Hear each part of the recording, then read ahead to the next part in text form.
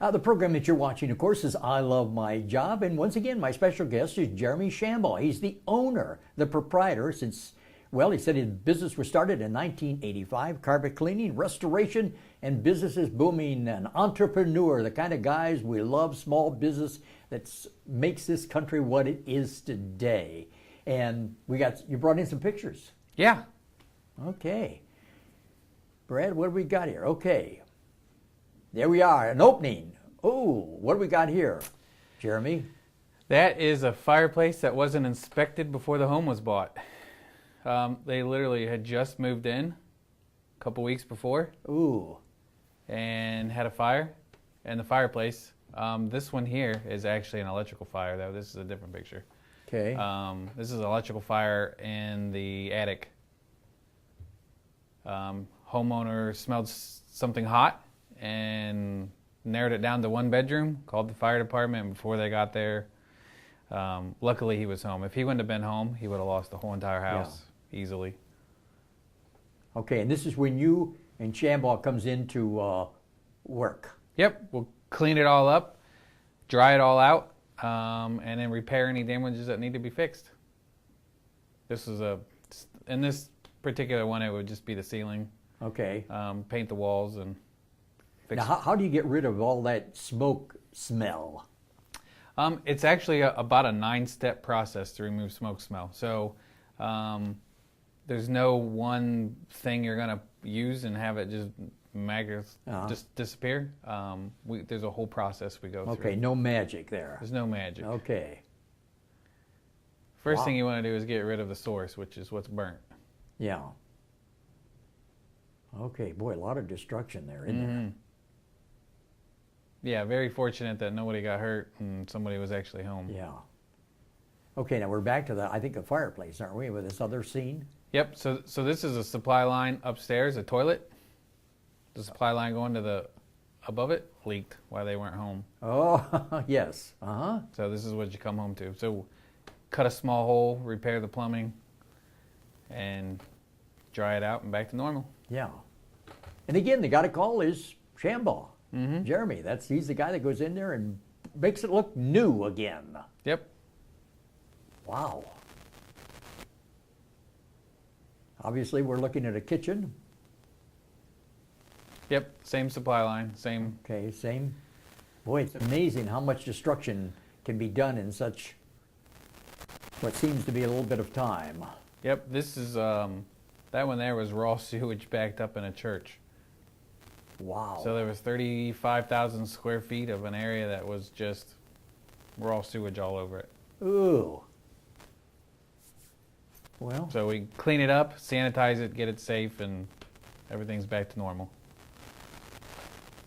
That's an actual training class that we go through. Do you do a lot of that, a lot of training?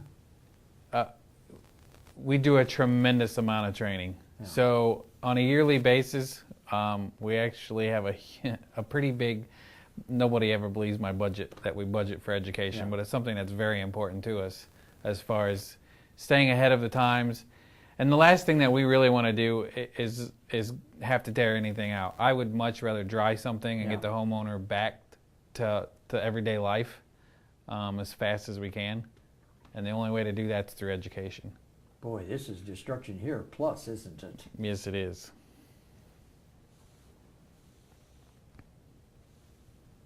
Well, that looks like a guy from Mars. Yep.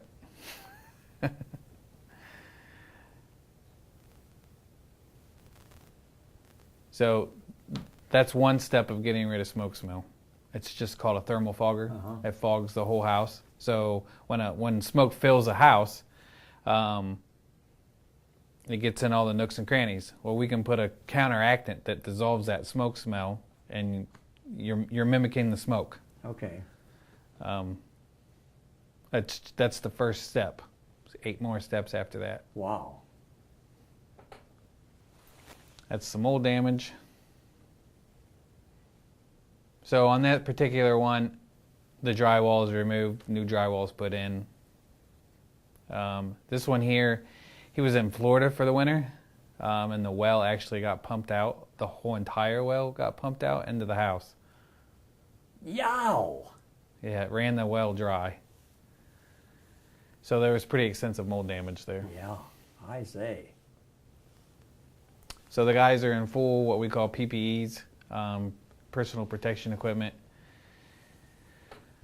So they're not harmed. You can get a mold spore in your lung, and if you get one in your lung, it can actually grow. Mm-hmm. It's moist and it's dark. So their safety is always the first concern. Now here we are in the basement, I'm assuming. Yep. In the wintertime, sometimes the furnace can't keep up, or something happens with the furnace and it quits working, and your water lines freeze in the home. Yeah. And then they burst. That's exactly what that is there. And we have the technology to actually get rid of the carpet, or to get rid of the water in the carpet and the pad without even removing the carpet. Wow.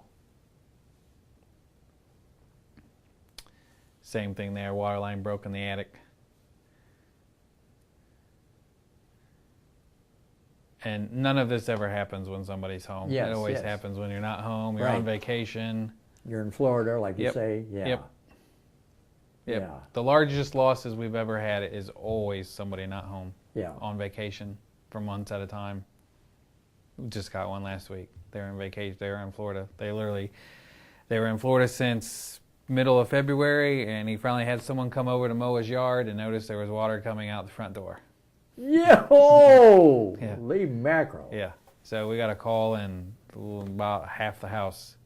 There's a boiler. One of the heaters on the wall, the water line snapped and broke in the middle of the winter, and it, of course, is on the second story. Yeah. So it damages the living room and family room on the main floor, and then put 4 feet of water in the basement. Wow. We're talking to Jeremy Shambaugh. He's the owner, the proprietor of Shambaugh Carpet and Restoration Cleaning right here in Mansfield, Ohio. Actually, he's right here in Ontario. And you just saw some fascinating, interesting pictures of destruction, but he can bring it all back new. That's why you called him. We're coming right back with him right now.